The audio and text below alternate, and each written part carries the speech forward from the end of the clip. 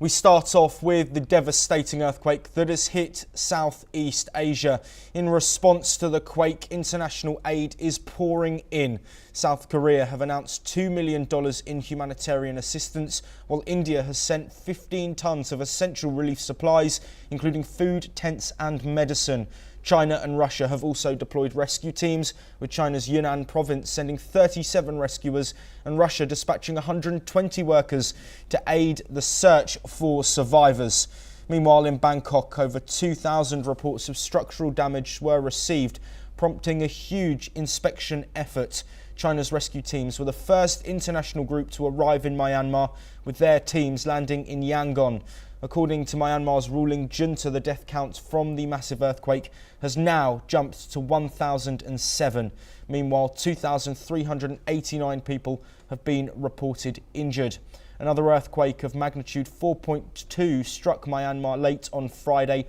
one of several aftershocks causing further damage after the largest 7.7 magnitude quake. The National Centre for Seismology reported that the tremor came at a depth of 10 kilometres. Here is what the governor of Bangkok and a survivor have had to say on the quake.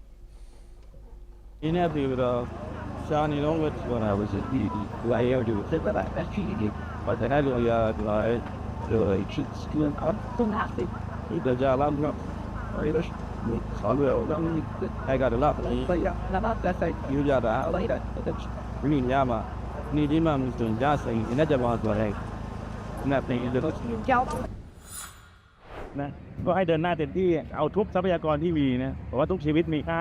ก็ต้องช่วยให้เต็มที่มากให้เร็วที่สุดให้มากที่สุดเพราะผมว่าทางท่านนายกเองก็สั่งการต้องการอะไรก็ให้แจ้งมาเลยแล้ววันนี้ผมว่าเราก็เห็นการบูรณาการทุกภาคส่วน Well, as the humanitarian situation